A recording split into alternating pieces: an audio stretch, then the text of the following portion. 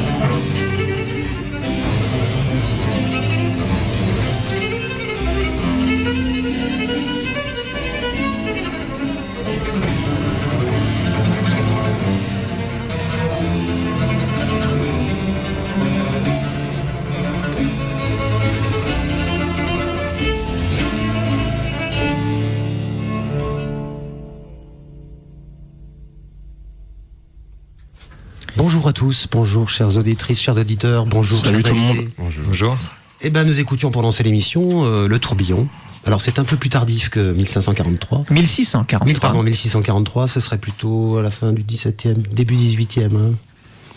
C'est un peu plus. C'était un extrait donc Marin Marais, Le Labyrinthe et autres histoires à partir de Versailles par l'ensemble de Paolo Pandolfo qui était à la viole de gambe. Voilà. Pour introduire cette émission. Une émission en compagnie de Julien Gauthier et Damien Gouy, qui sont tous les deux liés à la troupe du théâtre du TNP. Et d'ailleurs, je vais les laisser se présenter, parler d'eux-mêmes un peu, puisque, Gérald, la question initiale, question à chaque fois que nous lançons en début d'émission, qui êtes-vous, vous comédiens, qui vous trouvez derrière ce micro aujourd'hui? Certes, vous êtes là pour parler de cette pièce, je le redis encore une fois, Le Menteur.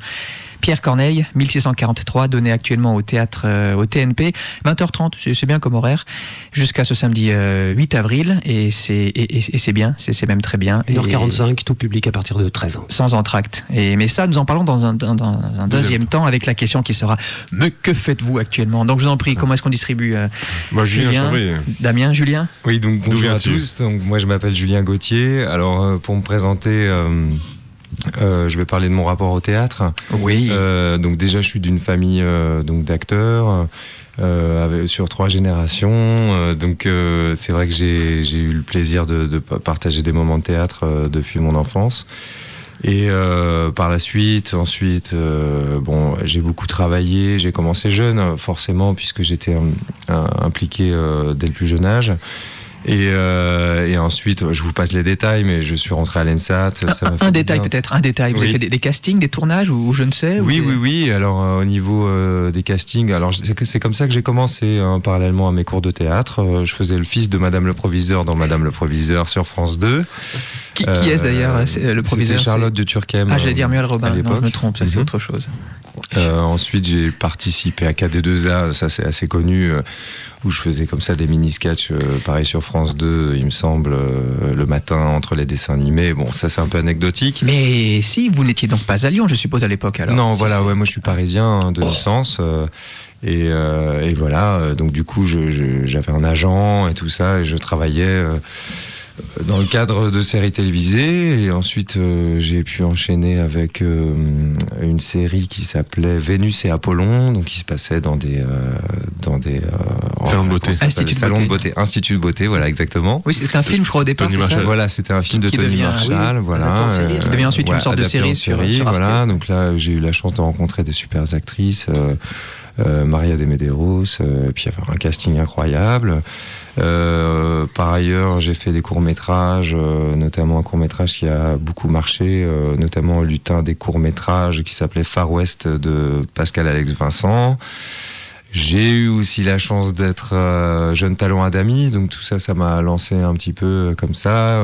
Je sais plus, je devais avoir 18 ans, on a monté les marches à Cannes et tout, c'était assez impressionnant. Enfin, voilà, c'est des souvenirs comme ça de mes débuts. Et bon, moi, mon objectif, ça a toujours été de faire du théâtre, parce que l'aspect séquencé comme ça dans un film me parlait moins pour le moment présent que la scène. Malgré mon goût en tant que spectateur pour le cinéma très fort, en tant que praticien, le théâtre m'attire beaucoup plus dans un rapport direct avec le public, dans un échange avec les acteurs et l'auteur beaucoup plus fort. Donc ensuite, j'ai fait 3-4 ans comme ça de théâtre dans les écoles privées à Paris. Je suis arrivé à l'école de Chaillot, j'ai beaucoup travaillé au théâtre du Nord-Ouest, où là j'ai pu faire un peu mes armes sur des pièces classiques, notamment de Victor Hugo. Et après je suis rentré à l'ENSAT, et suite à l'ENSAT, je suis rentré dans la troupe du TNP avec Christian Scaretti. Et c'est à l'ENSAT que j'ai rencontré Damien Gouy, et après on a commencé notre camaraderie au TNP, où on a fait beaucoup de propositions, notamment des mises en espace, des lectures.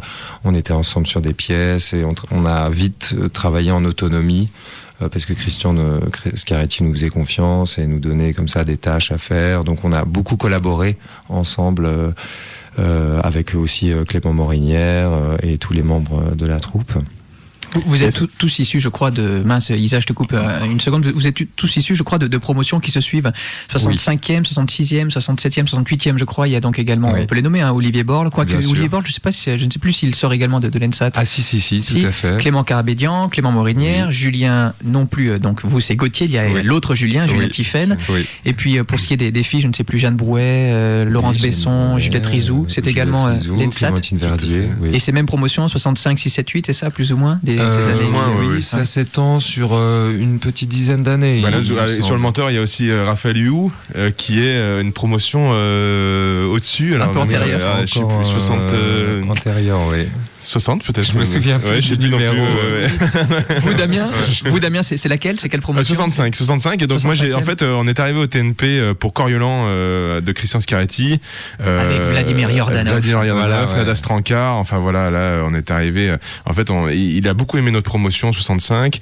Et donc comme il montait le Shakespeare, il avait besoin de beaucoup de garçons. Donc il a proposé à Clément Morinière, à Julien Tiphaine, à Samuel Tace, les 4 garçons de la promotion de l'ENSAT. Et on est tous rentrés au TNP pour ce spectacle, et c'est l'année où on a commencé aussi les premières farces de Molière, les 3 premières qu'on a pas du tout évoqué ça. Ouais. Et ensuite on avait monté aussi, c'était cette année-là où on avait monté Premières Armes, qui était un texte de David Mambouche, mis en scène par Olivier Borle. Lui aussi il en sort, David Mambouche. Exactement, David Mambouche qui était au-dessus de moi, dans la promotion juste au-dessus, 64 donc. Metteur en scène de Juan, que nous avions reçu il y a de ça 2 ans je crois, 2 ans et quelques. Tout à fait, exactement. Et donc voilà, c'est ce cycle-là qui continue un petit peu, et puis voilà, dernièrement on a accueilli, c'est pas moi qui ai accueilli, mais Margot Lemignan qui est sortie en fait il y a 2 ans maintenant, ou 3 ans de l'ENSAT, qui jouait Antigone, qu'on a repris là au mois de mars, il y a 3 semaines au TNP. Un texte de Siméon, avec Electrocy. Nous avions au téléphone Jean-Pierre Siméon en septembre dernier pour ces 2 pièces. Il nous avait dit quelques mots. Dans lesquelles nous y étions. Voilà. Isa, tu avais une question toi? Oui, tout à l'heure vous disiez que vous étiez plus attiré par le théâtre que par le cinéma. Oui. Est-ce que c'est pas paradoxal dans le sens où finalement le cinéma offre déjà une possibilité de gagner mieux sa vie que le théâtre, et en plus d'être plus connu, d'être plus finalement tarifié que. Oui, effectivement, oui. C'est vrai que le cinéma, ça fait très envie. Mais après, il y a la réalité de la vie aussi quotidienne qui fait que moi j'ai tout fait pour pouvoir faire du théâtre, c'est-à-dire les écoles, ensuite rentrer dans le théâtre. Ça demande en fait tout simplement de venir tous les jours au théâtre. Donc par ailleurs j'ai un agent à Paris qui est très fidèle et tout, qui m'a conservé dans ses fichiers, mais elle n'a pas d'espace pour me faire travailler dans le sens où je suis occupé toute la saison au TNP, avec le Théâtre Empire Doré, avec la bande à Mandrin aussi que dirige Juliette Rizou. On a une activité très soutenue avec, je sais pas, une moyenne de 10 spectacles par an. C'est assez colossal. Donc effectivement, le jour où peut-être le rythme se calmera au niveau théâtre, bien sûr que j'irai taper à la porte des directeurs de casting. Et vous vous êtes jamais dit, je vais privilégier, je vais essayer de demander à mon agent de pouvoir me placer un peu partout au niveau du cinéma, et je vais peut-être privilégier une fois le cinéma si j'arrive à avoir un rôle important, quelque chose. Si, bien sûr, ça m'a traversé l'esprit, mais il se trouve que le théâtre, c'est un sport d'équipe, d'une certaine manière, et d'avoir une équipe qui fonctionne très bien, c'est très rare. Et c'est très précieux, et moi, pour rien au monde, je lâcherais cette équipe joyeuse avec qui on parcourt tout le répertoire international, avec vraiment beaucoup de plaisir et de qualité artistique, quoi. Donc après, il faut faire des choix. Moi, pour le moment, en ce moment, ma démarche, c'est de faire ce choix-là, quoi, de poursuivre dans cette démarche-là. Après, effectivement, on a tous envie d'avoir des beaux rôles dans les films de Jacques Audiard, mais on verra pour dans 2 ans. Et alors, vous aviez la parole, Damien Gouy, on vous l'a reprise, c'est intéressant. Vous parliez à l'instant, Julien Gauthier, d'une équipe. Donc vous en faites partie complètement, Damien Gouy, puisque vous êtes promotion un poil avant, un peu avant. 65, Julien, 66, moi 66. On s'est côtoyé 2 ans à l'école. Et alors vous, votre parcours, comment est-ce que êtes-vous comme Julien, comme Obélix également, êtes-vous tombé très tôt dans la marmite la potion magique du théâtre? Alors moi, pas du tout. En fait. Alors moi, je suis lyonnais. Ça c'est bien. Ça c'est bien. Voilà. Je suis né à Saint-Priest exactement, mais ça commence encore mieux. Mais voilà, ensuite j'ai toujours été à Lyon 9e, à Vèze, et j'ai découvert le théâtre moi très tard, en fait, complètement par hasard. C'est un copain, en fait, sa tante donnait des cours de théâtre à Saint-Cyr-en-Mont-d'Or dans un Chantal Pralu, je la nomme parce que c'est un peu ma professeure, ma première professeure, qui nous suit en fait depuis longtemps maintenant aussi, qui continue à nous suivre. Donc sur Saint-Cyr-en-Mont-d'Or, un atelier d'expression, voilà. Et en fait, c'est un copain que j'ai rencontré en 4e et qui me dit, je suis un peu emmerdé parce que je suis le seul garçon, il y a 8 filles, c'est le vendredi soir, est-ce que tu veux faire du théâtre? Alors moi, je connaissais rien du tout, et on est allé. En fait, ce qui me plaisait au départ beaucoup, c'était le fait d'être en groupe. Que ce soit le vendredi soir, une sorte de récréation un petit peu, et puis il y avait beaucoup de filles, donc c'est toujours plaisant. Et puis donc voilà. Donc ça a démarré comme ça, et puis on en a fait 10 ans, et en fait c'est un atelier d'expression qui s'arrêtait à l'âge de 16 ans, ensuite ça continuait pas.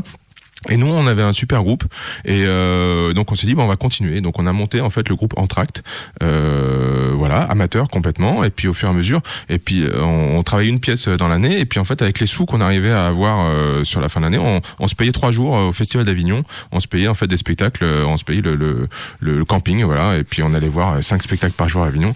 Et là a commencé un peu l'amour du texte. On recherchait chaque année, en fait, on passait le mois de septembre à lire, je sais pas, on lisait 40 pièces peut-être pour trouver exactement, il nous fallait 6 garçons, 3 garçons, 6 filles. Donc, on cherchait des pièces comme ça, tout ça. Et au fur et à mesure, ça m'a plu. J'ai commencé à faire des choses un peu plus costauds avec mon parrain. J'ai un parrain, en fait, qui est comédien, et sur Paris. Et en fait, il donnait des stages amateurs. Donc, je suis allé faire un stage avec lui amateur. Et il mêlait amateur et professionnel, et puis en fait je me suis dit c'est quand même ça va, c'est vrai que j'ai 10 ans de plateau, un petit peu de rapport public amateur, et que techniquement tout ça, je suis pas très loin des gens qui veulent en faire leur métier. Donc j'ai cherché un cours sur Lyon plus costaud, et je suis tombé un peu par hasard au cours Myriade que tenait Georges Montillet à côté, la rue Pizet. Et en fait, en arrivant dans ce cours-là, je me rends compte que c'est un cours qui prépare aux écoles nationales de théâtre. je ne savais même pas qu'il y a des écoles nationales de théâtre qui existaient. Et donc, en fait, tout le monde venait dans ce cours-là pour préparer l'ENSAT, pour préparer le Conservatoire de Paris, pour préparer la Comédie Saint-Étienne, pour préparer l'ARAC, pour préparer le TNB à Rennes, pour préparer le TNS. Alors, comme en plus là, comme toujours au théâtre, on était 3 garçons pour 18 filles.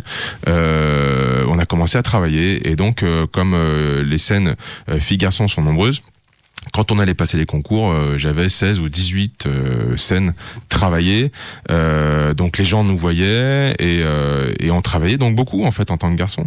Et ça fait que là j'ai pris un peu ce plaisir-là de découvrir déjà beaucoup de pièces, beaucoup de textes que moi je connaissais rien du tout. Je viens d'un milieu très scientifique en fait. Donc voilà, je fais des études. On fait un bac S en parallèle de tout ça. Bac S, bien sûr, option maths. Et puis j'ai une maîtrise de biochimie en fait à la base, à Lyon 1, à la Doigt, voilà. Donc moi je viens d'un milieu très scientifique et donc je découvre tout ce côté littéraire, toutes ces choses-là, les livres que moi j'étais très Mickey Parade et Picsou Magazine, voilà, donc on a changé un petit peu d'épaule et donc tout ça je découvre et j'arrive à l'ENSAT un peu par hasard presque, c'est le seul concours que j'ai réussi d'ailleurs et ils ont bien voulu de moi. Et puis là, je découvre en fait ce que c'est que le livre, la structure d'une œuvre, comment une scène est écrite, les événements, toutes ces choses-là. Et moi, je suis quelqu'un de très curieux. Voilà, j'ai commencé à faire mon petit chemin là-dedans. Et puis on a rencontré Christian Scarratti en 2e année. On a travaillé sur Strindberg. Lui, mon père de Strindberg, Nada Stranka et Johan Lesen au TNP. Et donc on a fait tout le répertoire de Strindberg. Et puis derrière, donc il nous a bien aimé. On est parti sur Maeterlinck. Et puis ensuite, il nous a proposé d'intégrer le TNP et là-dessus ça fait 11 ans qu'on travaille régulièrement au TNP dans des grandes formes, des petites formes un peu comme on veut et on a donc au fur et à mesure construit nos propres équipes parce que le TNP reste une très grosse maison et donc on est au service de cette maison et avec des envies plus personnelles souvent régulièrement on a des envies de jouer ou de dire certains textes et donc pour ça en fait on a monté des compagnies. Alors nous on voulait pas monter une compagnie pour un spectacle et on avait l'envie de travailler ensemble. Je parle de Julien Gauthier, Amandine Blancard et Clément Morinière et donc à 4 on a monté la compagnie Théâtre en Pierre Dorée, voilà, qui est la productrice du spectacle Le Mentor que nous jouons donc jusqu'à samedi soir. Une appellation très locale. Théâtre en Pierre Dorée. Oui, qui a eu l'idée. Alors Théâtre en Pierre Dorée, en fait, on part sur un autre sujet là, mais mais il faut comme ça. Très bien, ça fait la transition. Voilà. Super. Et alors l'autre sujet, c'est en fait. Toute ma belle famille habite Thésée en Beaujolais, au-dessus de Villefranche, où il y a le château de Rochebonne. Et il y a quelques années, en fait, je découvre ce château, je découvre j'ai de belles familles viticultrices et je découvre tout ce territoire des Pierres Dorées, en tout cas, avec cette vigne du Beaujolais. Moi, j'avais une très mauvaise image en tant que Lyonnais avec le Beaujolais nouveau. Donc, je découvre le vrai Beaujolais, ce qu'est le vrai Beaujolais, qui n'est pas quand même les grands crus encore, mais qui reste le bas et qui, on est toujours en Bourgogne, donc c'est quand même du vin très sympa. Et je découvre ce château, en fait, où il y a déjà un festival de musique. Les Rendez-vous de Rochebonne, tenu par, j'oublie toujours son nom, Hervé Billot, qui est un pianiste international et qui habite dans le coin en fait et qui ça fait là c'est 13e édition même qui va faire en mois de septembre et donc je rencontre le maire un peu par hasard de Thésée et puis je lui dis c'est quand même bizarre, il faut faire quelque chose là, il y a rien qui se fait au château. La musique, mais dopo les paroles. Après la musique quand même les paroles, donc vous demandez. Oui, c'est ça exactement. Ouais. Pardon, je parle pas beaucoup italien. Non, mais moi non plus. À part spaghetti et Chianti, je ne sais rien dire d'autre. Non, mais donc il me dit vas-y, sur un week-end, je te donne les clés du château et puis fais ce que tu veux. Et donc il y a 5 ans, c'est au moment même où le TNP on redémarrait, donc 2011 avec Ruy Blas, réouverture du TNP, donc on change un peu de statut, on est sur certains spectacles et plus sur d'autres, on a un peu plus de temps, on a des envies personnelles à faire, et j'avais monté pour le festival d'un copain, j'avais monté Louis Aragon, je me souviens, qui était un spectacle autour du roman inachevé de Louis Aragon, et donc avec des bouts de ficelle, on a réussi à faire une petite programmation comme on pouvait pour ces premières rencontres de Thésée, parce que c'est le titre qu'on a donné au festival, les rencontres de Thésée. Et de là a commencé on a démarré vraiment tout seul avec la famille, il y avait 40 spectateurs. Et puis au fur et à mesure, là, nous allons constituer la 6e édition les 23, 24 et 25 juin prochains, et avec de plus en plus de spectateurs, de plus en plus de propositions, des gens qui veulent travailler avec nous, des choses comme ça.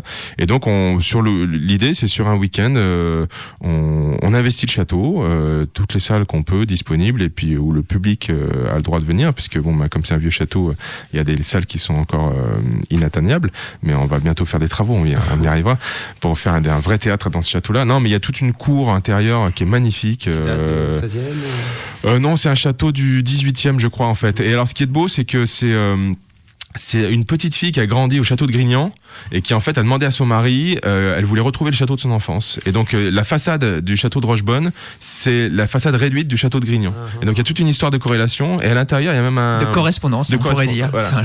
Exactement. Et à l'intérieur il y a un escalier florentin qui, paraît-il, il n'y en a que 2 en France. Et ils ont fait venir en fait cet escalier directement de Florence, enfin c'est l'architecte de Florence, tout ça.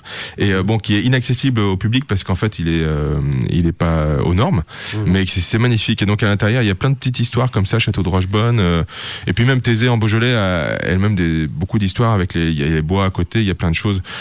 C'est quelque chose d'assez historique aussi, et on essaie de mettre un peu ce patrimoine-là aussi en valeur. Voilà, nous on est très proche de la langue française, du patrimoine culturel que nous portons, parce que souvent on décrit quand même assez régulièrement l'acteur français, la langue française, enfin toutes ces choses-là. Et nous on est quand même content d'être en France et puis de se dire que c'est un joli pays. Donc on essaie de les arrière-petits-fils de Corneille, de Racine. Et ce château est ouvert lors des journées du patrimoine. Alors lors des journées du patrimoine, et puis même si on veut le visiter, on demande à la mairie. Je crois qu'il y a des guides au départ, et puis donc on a toujours été suivi dès le départ par le maire et puis par son équipe culturelle et son équipe municipale, et là maintenant au bout de 6 ans on commence à avoir le département qui vient, la région qui se met en place avec nous aussi. Méfiez-vous de pas trop grandir. Non, mais de toute façon il n'y a pas que des avantages à grandir. C'est vrai, mais là pour l'instant ce serait bien de parler de certaines festivités. Non, mais ce serait bien de grandir un peu quand même, qu'on puisse plus être bénévole complètement. Voilà, il faut un juste milieu. Après vous aurez 150 bénévoles en t-shirt et des écrans géants, faites gaffe. On sera sur tous les... Voilà, mais d'où Théâtre en Pierre Dorée, parce que les rencontres de Thésée, en fait, au bout d'un moment, il a fallu se structurer. Donc, on a créé notre compagnie pour aussi accueillir les productions, tous nos spectacles en production. Et donc, depuis 3 ans, on a créé cette compagnie Théâtre en Pierre Dorée pour être aussi présent sur le territoire des Pierres Dorées, puisque donc voilà, la communauté de communes, 34 communes sur ce territoire-là. En fait, c'est une lumière magnifique. C'est des très beaux paysages aussi, les paysages de la vigne. Enfin, il y a tout qui fait qu'on est bien. On passe chaque année en fait beaucoup de temps là-bas pour préparer, pour être en relation avec les gens.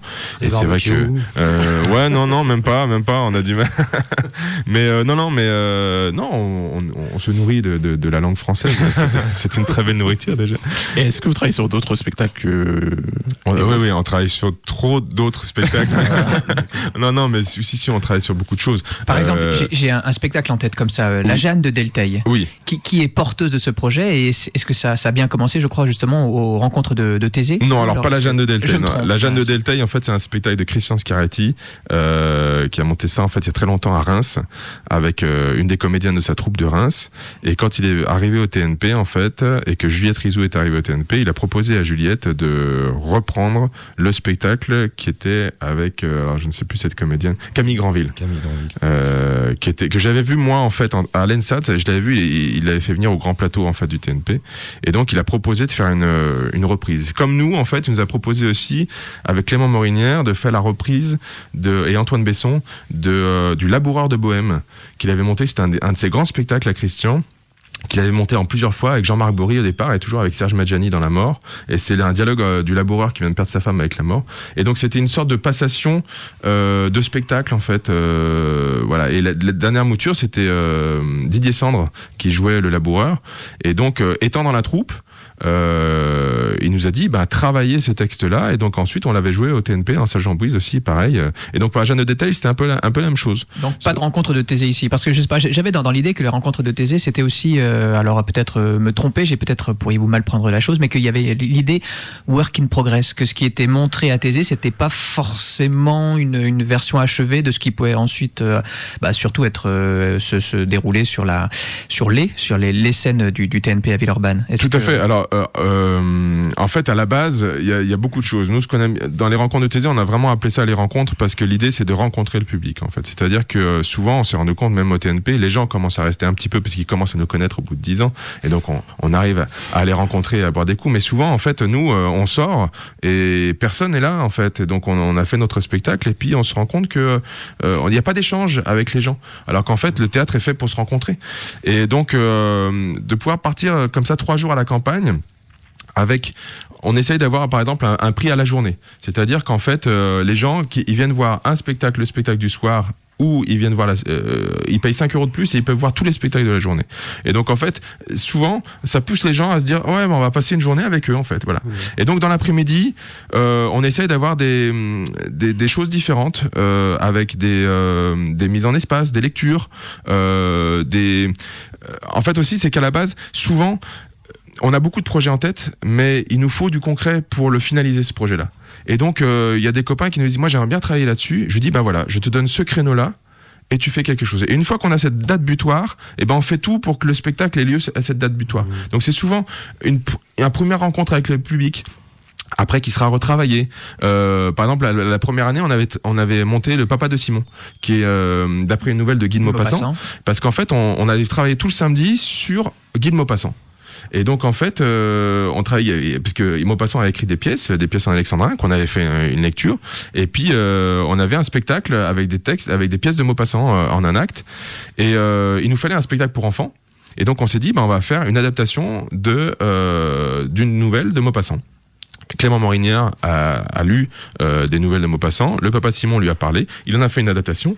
Et on a fait une première mouture au Festival de TD il y a 4 ans. Et ensuite, au fur et à mesure, on l'a repris, on a regonflé la chose, tout ça, c'est devenu un vrai spectacle qu'on a joué l'année dernière au TNP en décembre 2015. Et encore cette année en tournée. On était allé jouer à Brignais, on était allé jouer à Chassures, on allé jouer un peu partout. Et donc voilà, et cette idée des rencontres de TD, c'est exactement à cet endroit-là. On se donne une date butoir pour faire quelque chose et puis pour se rencontrer, parce que en fait, sinon tout est en l'air et on le fait jamais. C'est un laboratoire. Donc, un laboratoire un petit peu, voilà. Mais avec des parties communes, c'est-à-dire qu'on est toujours très précieux sur la langue. Après, en fait, on fait confiance aussi aux artistes qu'on invite. On a des gens avec qui on a envie de travailler et à qui on a envie de donner des plages horaires, avec qui, pour les mises en espace, par exemple, en fait, on a envie de travailler avec des metteurs en scène qu'on n'a pas rencontrés, et c'est bien de se rencontrer dans le travail aussi. C'est-à-dire que oui, on peut se rencontrer à boire des coups, on peut se rencontrer dans les dossiers, on peut se rencontrer partout, mais dans le travail, c'est hyper important en fait. C'est là que ça se fait. Nous, on prône le travail en fait. C'est-à-dire que là, sur le menteur, la pièce, c'est un acteur et un texte. Enfin, je veux dire, oui, il y a de la mise en scène, oui, il y a du décor légèrement, mais la priorité, c'est de faire entendre le texte, de faire entendre. Corneille, il a écrit, c'est un auteur génialissime. On est au service de son écriture, et puis voilà, ça c'est le but du jeu. Et nous, en fait, c'est un peu la même chose, quoi. On prône cette chose-là. Vous avez parlé de passation de spectacle entre Scarretti et vous vous êtes des passeurs de textes. Et on a très bien vu hier, Christophe, puisqu'on était hier au spectacle, et c'était très bien. Et vous avez réussi à faire passer merveilleusement le texte de Corneille. Alors attention, ce n'est pas une question, non, Gérald, parce que là, il est quand même temps peut-être de faire une légère pause, parce que je crois que Damien va arriver à bout de souffle. C'était quand même très intéressant. Et puis mince, Julien est quand même légèrement intervenu pour les dates, c'est ça, décembre 2015. Tournée, vous avez indiqué, c'était bon, ces précisions. Le Papa de Simon, fallait quand même indiquer, de donner ce genre peut-être de détails pour au moins vous faire parler, puisque là maintenant, je pense qu'une fois qu'on aura entendu du Mingus, je crois que c'est vous, Julien Gauthier, metteur en scène de cette pièce Le Menteur, acteur, comédien principal, protagoniste, puisque vous incarnez Dorante. En face de vous, Damien Gouy et votre père, Géronte. Donc petite pause musicale, on écoute un peu de Mingus parce que c'est l'habillage musical de la pièce, Gérald, c'est ça. Alors, très bon choix de morceaux de Mingus, de l'album Mingus. Mais ce n'est pas le même. Voilà, ce ne sont pas les mêmes morceaux, mais bon, j'ai pensé à Mingus. Et donc après cette pause, nous retrouvons nos invités, Julien Gauthier et Damien Gouy. Et voilà, pour parler plus précisément de ce Menteur de Corneille, 1643, donné jusqu'au samedi 8 avril. Gérald, tout est prêt. Quel nom porte-t-il ? On écoute le début d'un long morceau de 22 minutes qui s'appelle Meditations for Integration.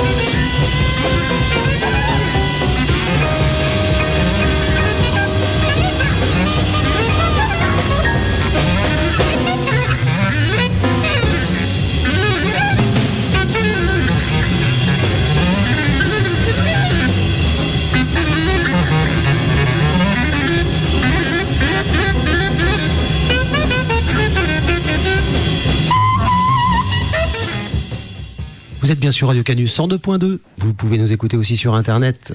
radiocanu.org.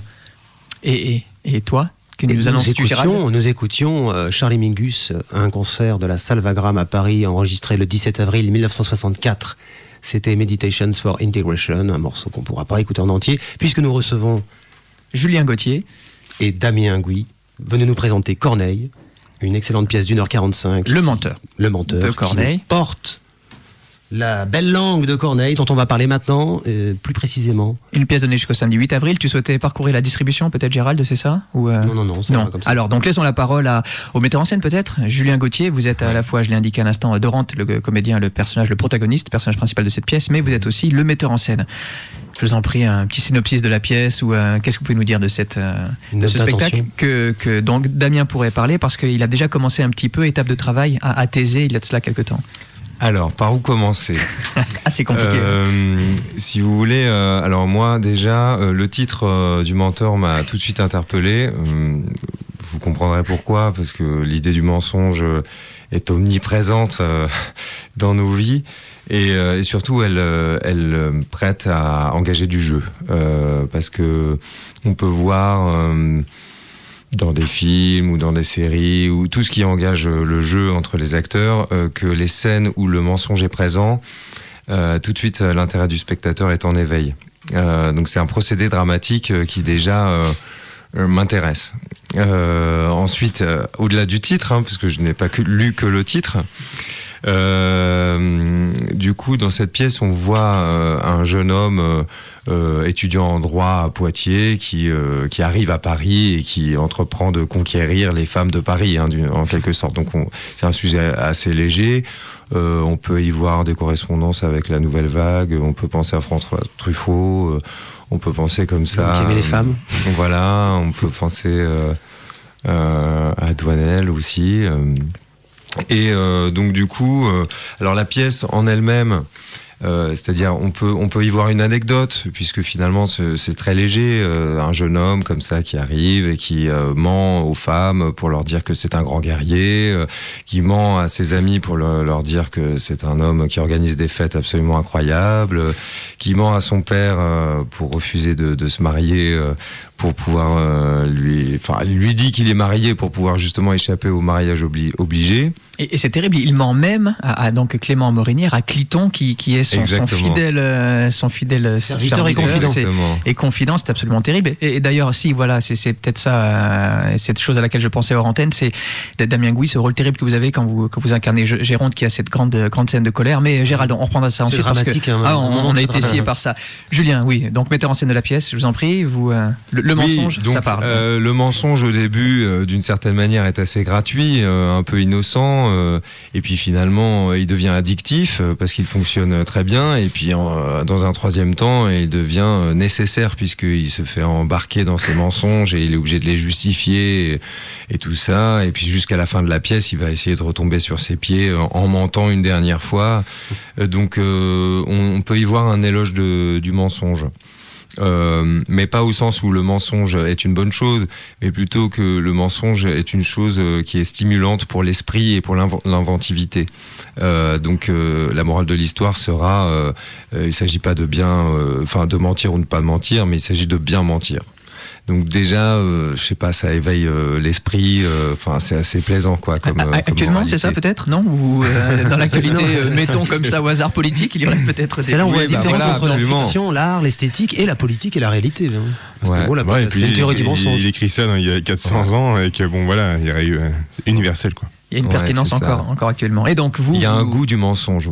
Alors après, on peut voir une mise en abîme de l'acteur et du mensonge, parce que qu'est-ce qu'un acteur sinon un menteur, puisqu'on est payé pour dire qu'on est quelqu'un d'autre, facteur ou plombier. alors qu'on ne l'est pas. Vous êtes un étudiant en droit, Julien Gauthier. Voilà. Vous êtes de Rente. Non, mais ce qui est amusant, c'est que d'ailleurs Corneille lui-même était étudiant en droit à Angers, je crois, donc ça doit être d'une certaine manière assez autobiographique, puisqu'en plus il a écrit cette pièce après la mort de Louis XIII et la mort de Richelieu, donc qui avait une forte autorité sur lui, sur sa carrière, parce que c'était un auteur qui était attaché à un cercle proche de Richelieu, comme ça Richelieu passait des commandes à des auteurs pour traiter de sujets. C'était des pièces qui étaient destinées à la cour. Il y avait beaucoup de tragédies. C'est l'éducation de la cour, l'éducation des rois. Hein. Donc, il s'agit pas du tout de la farce comme on peut l'imaginer chez Molière ou voilà la Commedia dell'arte avant. Toute cette influence du XVIIe. Non, là, c'est vraiment le théâtre de cour.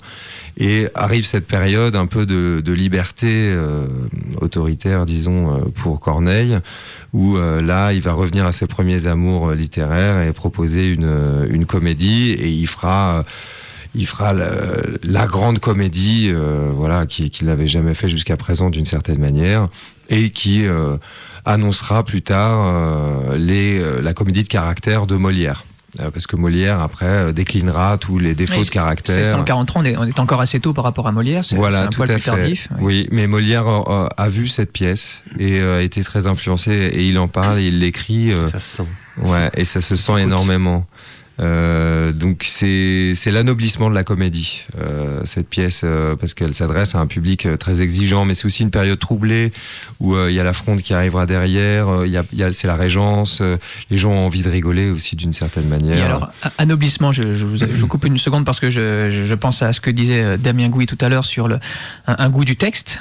Anoblissement par le biais de l'alexandrin un petit peu pour cette pièce ou non, Oui, alors il a déjà écrit des pièces en alexandrin, oui, l'alexandrin. Tragicomédie plutôt, ou illusion comique, si. Oui, voilà. Non, si, il a écrit des pièces auparavant dans sa jeunesse. Il me semble que ça s'appelle Clitandre. Il me semble qu'il y en a 2-3 comme ça que je ne. Un mélange de Cliton et de Périandre. Voilà. C'est amusant. Non, mais puis l'alexandrin, c'était la pièce à la cour. Enfin, il fallait que ce soit en alexandrin. Oui, bien sûr, mais c'était le style de l'époque. C'est-à-dire voilà. Que bon. Oui, et donc anoblissement, alors précisément, puisque justement cette matière devient et donc traitée à l'égal des pièces de Racine ou de ces autres pièces à Corneille. Elle est traitée en alexandrin avec tout ce qui était a priori plutôt, enfin non pas a priori, avec tout ce qui était davantage accordé à la tragédie à l'époque. Alors, je pense pas que ça soit au niveau de la forme littéraire comme ça, parce que ces pièces auparavant étaient déjà en 5 actes et déjà en alexandrin, mais la spécificité ici, c'est que dans la farce, on a des processus, disons, assez connus, hein, de l'arroseur arrosé, par exemple. Dans la pastorale, donc tout ça, ce sont les styles qui influencent les styles du moment. Hein. Il y a des modes littéraires, quoi, comme le roman d'aventure et tout ça. Lui, en fait, Pierre Corneille, là, à ce moment-là, il va introduire une nouvelle notion qui nous amène à la modernité. C'est que le personnage n'arrive pas déjà porteur d'une histoire à raconter, porteur d'un sens, comme on peut voir, par exemple, un amoureux qui arrive et qui va raconter toute son histoire, et sur cette histoire, il rencontrera un autre personnage. Non, ici, en fait, tous les événements arrivent à l'intérieur de l'action. Oui, c'est intéressant. Dans la scène 1, il n'y a pas de mensonge. C'est ça qui, moi, m'a un peu... Mais tout a un grand quiproquo qui génère le spectacle. Je me suis demandé, mais pourquoi est-ce qu'il se met à mentir, ce type-là, de manière éhontée? Pourquoi devient-il un mythomane? Tout simplement parce que s'il dit la vérité, il va pas réussir à charmer les dames. Il répond effectivement à Cliton, Clément Morinière, dans cette pièce. On n'arrête pas de vous interrompre. Je vous en prie, poursuivez. Vous étiez lancé sur cette présentation de cette pièce. Non, mais je vous en prie. Je sais plus où j'en étais, là. Si tu disais qu'il a apporté la nouveauté, c'était que le personnage n'arrivait pas avec une histoire avant. Avec un sens. Oui, ce qu'on appelle la vraisemblance, d'ailleurs, à ce moment-là. Ça m'a beaucoup aidé pour le travail, pour nous mettre au présent, nous mettre dans un rapport de jeu où les choses arrivent. On n'est pas déjà porteur d'une pensée ou d'une humeur, mais on est en réaction à ce que produit le partenaire. Donc du coup, ça nous emmène dans une modernité, puisque on est encore là. Ça a été très important pour moi, et ça a été important aussi, un axe, ça a été de se détacher de la comédie. L'idée de la comédie, en fait, dans ce que je vous disais tout à l'heure sur l'anoblissement de cette forme, n'est pas forcément le recherche du comique, parce que il faut penser que à cette époque-là, la farce et tout c'était réservé à un public, disons, méprisé par les gens de cour. Alors que là, c'est ça, anoblir la comédie, c'est-à-dire pouvoir la transmettre au public exigeant. Voilà.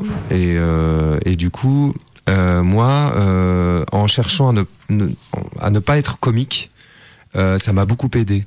Donc du coup, j'ai essayé de regarder la pièce comme un roman d'aventure.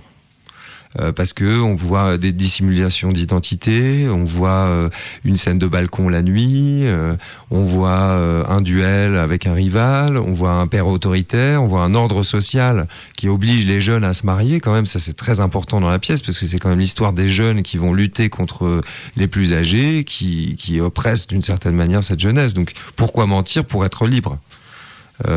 Déjà ça c'est un point important et c'est un point qui nous écarte de la morale. Est-ce que c'est bien de mentir ou pas ? C'est la nécessité de mentir dans un système d'oppression. C'est la dimension politique du spectacle qui a vu sa censure peut-être. Voilà, tout à fait, qui a occasionné la querelle du menteur. Ensuite, Corneille a dû s'excuser entre guillemets avec la suite du menteur, où il devra ensuite être beaucoup plus sévère avec le menteur qui sera jugé à la fin. Et c'est pour ça que la pièce, la suite du menteur, a moins bien fonctionné aussi, parce que c'est son côté émancipatoire qui a plu, je pense, au public. On voit un peu le même schéma qu'avec le Cid et Horace, puisque justement le Cid n'obéira pas à son père et du coup Corneille aura presque une censure à ce propos et il y aura la pièce de la réconciliation qui sera Horace par la suite. Donc on a un petit peu le même schéma qui est moins connu pour le menteur, mais l'évocation de la querelle du menteur est présente dans les esprits du théâtre, des comédiens. Voilà. Sans parler du rapport maître à serviteur qui est très intéressant, puisque ça bascule pas mal dans une forme d'égalitarisme parfois, ou un rapport entre eux qui est très passionnant politiquement parlant, et puis les femmes et les hommes aussi, parce que les femmes tiennent un rôle aussi très intéressant, puisqu'elles sont elles mentent aussi bien que les hommes. Voilà, il y a des répliques très drôles, les gens se marrent beaucoup. Et puis en plus, dans cette pièce, une forme d'égalitarisme finalement tout le monde ment aussi en fait. C'est ça. On se rend compte que tout le monde ment. Moi, la première scène en fait où la jeune fille me dit, moi je veux bien me marier avec lui, mais je voudrais le voir d'abord. Alors je dis, d'accord, je vais vous l'amener là et puis vous pourrez le regarder. Et donc quand j'arrive avec Dorante sur ma première scène avec Dorante, je dis, arrête-toi là parce que je suis un peu fatigué là et si on continue, je sens que je vais être malade. Enfin déjà, donc le père, dès la première réplique avec son fils, il ment aussi. En fait. Tout le monde ment dans cette pièce. Tous les personnages, à un moment ou à l'autre, d'une certaine manière, tendent un piège à quelqu'un. Donc lui font une pièce de théâtre, lui font une surprise. Donc c'est ça aussi qui berce cette époque-là, c'est la mise en abîme, puisque juste avant il y a eu l'illusion comique, immense œuvre sur la mise en abîme. Et là on est directement dans cette influence-là, donc c'est le royaume des miroirs, de l'amour, des confidences et des jeux et des fantaisies, quoi, ce qu'on peut voir même en architecture et tout, où on peut voir des folies, exactement. Le style Marie-Antoinette, les artifices, le rococo, disons. C'est un spectacle un peu rococo, finalement. Avec un reste de rectitude, de morale, retour à l'antique, mais déjà des prémices de l'esprit révolutionnaire. Hein. Voilà, c'est ça. Je dirais plutôt l'esprit libéral. Oui. Ils appellent ça libertin. Nous, maintenant, libertin, on y voit tout de suite des ébats sexuels excessifs, mais en l'occurrence, c'est pas forcément le cas. C'est une distance critique vis-à-vis de la morale chrétienne. Voilà. Qui permet de vivre avec plaisir ce que peut offrir la vie sans se brimer au nom de Dieu. Alors de pré-laïcité. Auditeur, attention, j'entends là, parce que moi je triche, participe, vous tous qui participez à l'émission, je triche, moi j'ai un casque et donc j'entends un ton assez grave de Julien Gauthier, des propos qui sont bien posés et pourtant il faut quand même dire que c'est une excellente comédie. Je vous entends dire j'ai voulu traiter ça comme un roman d'aventure et roman d'aventure c'est peut-être très intéressant parce qu'il me semble que c'est la définition du roman qui est donnée par n'est-ce pas justement Louis Aragon qui parle du mentir vrai. Donc pour le coup, du moins il y a peut-être un rapprochement à faire mais surtout, je vous vois Damien Gouy pour cette scène que j'évoquais tout à l'heure de colère. Là, c'est assez intéressant parce que auditeur, je tiens à vous rassurer. Cette pièce de menteur est vraiment une comédie. On rit, mais oui, bien sûr. Non, mais moi je vous donne les ficelles de mon travail. C'est intéressant. Mais pour le coup, on rit. Géraldin, toi et moi, on a été quand même un peu scotché par cette scène de colère. Ris aussi d'ailleurs. Cette scène de colère du père de peut-être de vous, Géronte, envers son fils Dorante. Peut-être, voilà une question à vous poser. Comment est-ce que cette scène a marché pour vous deux? C'est-à-dire, vous, Julien Gauthier, metteur en scène, comment est-ce que vous avez voulu que la chose soit? Et vous, Damien Gouy, comment vous l'avez perçu? Parce qu'enfin, en tout cas, le fait est que ça marche et c'est génial. Est-ce que c'était un moment nécessaire, un moment un peu de gravité? Est-ce qu'il fallait cela dans la pièce? Après, il faudrait poser la question à Corneille, hein. C'est lui qui a écrit. Non, mais c'est vous, que. En tout cas, vous vous en portez correctement. Hein. En gros, je vais te tuer, mon fils. Oui, c'est sûr que c'est en fait au fur et à mesure des mensonges. L'acte 4, c'est quand même le summum de tous les mensonges, où il dit que son meilleur copain, ils ont fait le duel ensemble et il l'a tué, et puis juste il arrive derrière, je suis trop heureux, je vais me marier, donc c'est super. Moi j'arrive en fait en lui disant, je vais écrire à ton beau-père, parce qu'il m'a fait croire qu'en fait il était marié à Orphise, donc je vais écrire au père d'Orphise pour lui dire je veux voir cette fille, et il me dit non mais elle pourra pas se dépasser parce qu'elle est enceinte. Donc c'est vraiment au fur et à mesure il ment de plus en plus, et donc au bout d'un moment en fait ce mensonge qui arrive au paroxysme, tous ces mensonges arrivent au paroxysme, et le père se rend compte du mensonge. Et donc là, en fait, d'un coup, on tombe sur le cid. Ô rage, ô désespoir, ô vieillesse ennemie, voilà. Ô vieillesse facile, ô jeunesse impudente.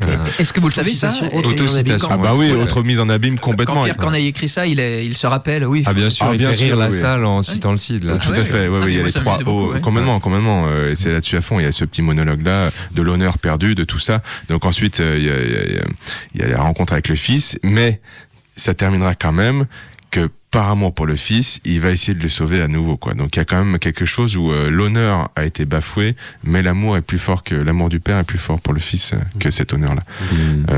Non, mais c'est superbement bien écrit. On se laisse porter en fait sur cette musique-là. Et en fait, le vers, l'Alexandrin amène quand même. C'est une partition musicale aussi en fait. Alors nous, en tant qu'acteurs, on se réfugie, on essaye de travailler au maximum le moment présent et la situation que nous a présenté la chose. Et il y a ce rapport donc au texte qui est comme un rapport poétique à la musicalité du vers. Et enfin, c'est vrai que je suis très sensible à tout ça et je sais que quand ils écrivent, ils font attention à telle syllabe, telle consonne qui arrive, telle chose. Tout à l'heure, je te parlais d'un... Chaque son est choisi. Chaque son est choisi, on sait exactement pourquoi il met cette syllabe-là, et ils sont super forts, en fait. Donc voilà, et il faut se laisser bercer par tout ça, en fait, surtout. Bah, moi, j'insiste encore une fois, et on va peut-être en rester là. Enfin, pour vous, Julien Gauthier, vous demandez quoi à ce moment-là? Vous demandez à Damien Gouy, qui donc incarne Géronte, tu sors de toi, tu pousses des cris, concrètement tu cries, enfin du moins vous attendez que ça devienne un truc. Non, il n'y a pas de ça. C'est contenu, tu te contiens, mais tu fais passer un... Ça m'évoque justement un rapport au théâtre que je pourrais développer ici, mais après, précisément sur cette scène, il s'agit d'une référence dans mon imaginaire à la scène où on se fait engueuler par notre père, quoi, tout simplement, parce qu'on a fait une grosse bêtise, quoi. Tout à coup, c'est plus rigolo. Il y a le commissariat, je sais pas, il y a l'école qui appelle. Un peu d'autobiographie, là, Julien. Voilà, peut-être, ouais. Il y a des choses qui tout à coup deviennent sérieuses, quoi. Jusqu'à désavouer carrément, déshériter et tout, son fils. Donc ça devient grave. Voilà, tout à coup, ça a des conséquences. Et puis ça passe par plein d'étapes, la scène est très riche, donc nous on essaye simplement de suivre les étapes de la narration qui sont à l'intérieur du texte. Vous dites beaucoup nous, tout de même, étant metteur en scène, en fait, ça a plus ou moins été tiré au sort, c'est ça, ou c'est quand même vous qui portez le truc? Non, c'est-à-dire c'est moi qui... En fait, moi, c'est pour ça, je dis nous, parce que on est dans un rapport de troupe où on travaille tous ensemble. Après, moi j'ai choisi cette pièce, je l'ai soumis à mes camarades et ils ont accepté de monter cette pièce parce que le projet leur paraissait pertinent. Après, dans le rapport au théâtre, la conception du travail, la mise en scène ici est ainsi nommée parce que c'est plus clair pour tout le monde que c'est moi qui ai fait le spectacle, parce que sinon j'allais me cacher d'une certaine manière derrière le groupe, alors que bon, c'est un travail colossal à mettre en œuvre. J'ai l'impression d'organiser un mariage tout seul, un peu pour vous résumer les choses. Enfin, tout seul, j'exagère parce que Damien m'a énormément aidé, entre autres, ainsi qu'Amandine Blancard et Clément Carabédian. On va tous les citer. Oui, on les citera. Mais en fait, juste pour insister sur un point, c'est moi je pense que l'artiste, c'est l'auteur. C'est-à-dire lui qui se sert de l'art dramatique pour transcrire des idées en action. Les actions sont représentées sur scène et racontent une histoire. Moi, en tant qu'acteur, je suis un interprète, donc je me dois de bien lire entre les lignes pour comprendre ce qui est indiqué par l'auteur. Donc mon guide est l'auteur.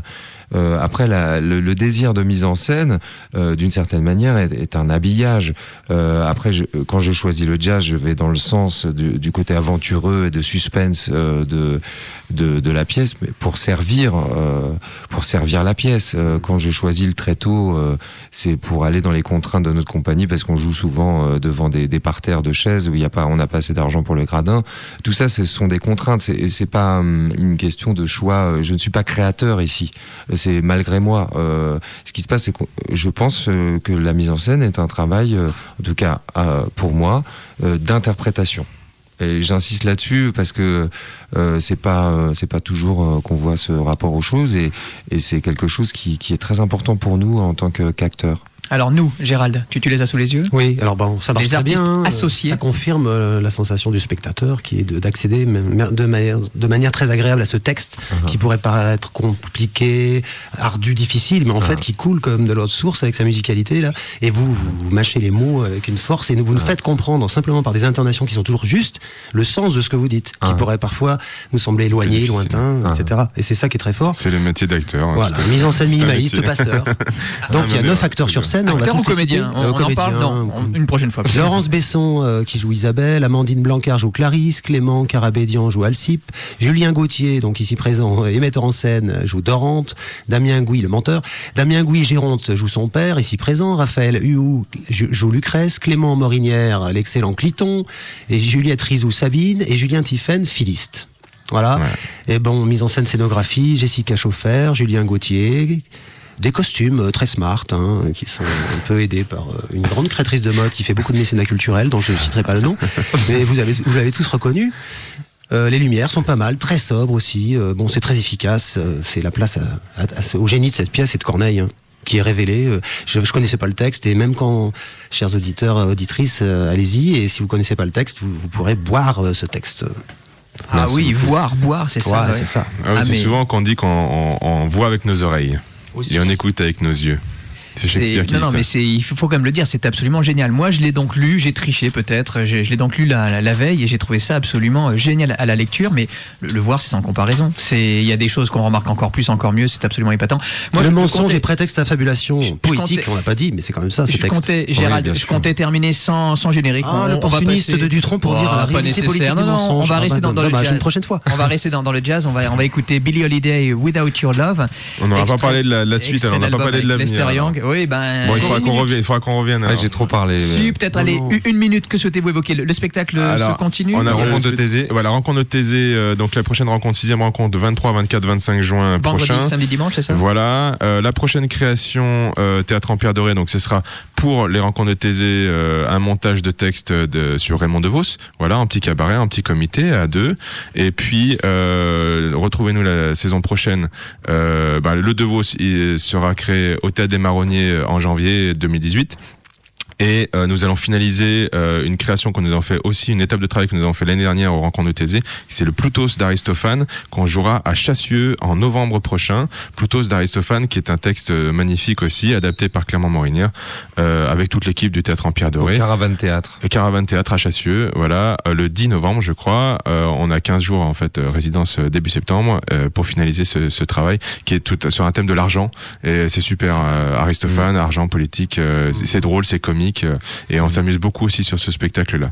Voilà, c'est à peu près tous les... Et puis, la tournée du menteur, on va automne 2018, on est en train de mettre en place une tournée. Quelques lieux déjà ? TNP peut-être ? Oui, ce sera repris. Alors éventuellement, peut-être. On va travailler proche du Rhône, au sud de Lyon. Sud de Lyon. J'ai connu de notre invité, de nos invités qui allaient souvent dès le plus jeune âge. Capitale d'Autriche également, mais bon, enfin... Alors c'était Le Menteur de Pierre Corneille, avec nos deux invités, qui sera joué du jeudi 30 mars au samedi 8 avril 2017, 1h45, attention, dans le petit théâtre de la salle Jean Bouise, pas dans la grande salle, mais la salle était complète.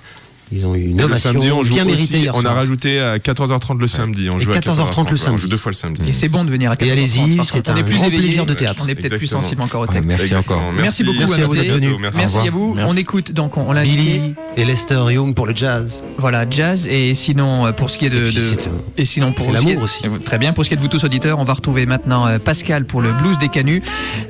Comme d'habitude entre 15h et 16h mondiaux, on est en train de manger sur son créneau horaire. Et puis ensuite un peu plus tard à 16h, pas de son bâtard. Non, pause actuellement. 17h, on n'arrête pas le prog. 18h, méga combi. 19h, Canu Info. Voilà, vous avez tous les programmes de la journée. Restez à l'écoute de Radio Canu. Quoique, il fait beau ces jours-ci, sortez peut-être un peu. Et puis si vous sortez, poussez jusqu'à Villeurbanne. Gérald, on a tout coupé. Que veux-tu dire, Gérald ? La semaine prochaine, surprise, vous verrez de quoi il s'agira. Auditeurs, merci encore beaucoup à nos invités. Allez les voir sur scène, c'est absolument génial, c'est splendide. Pour l'instant, blues des Canuts, mais dans un premier temps, Billie Holiday, générique de fin d'émission. Ciao tout le monde, bye bye.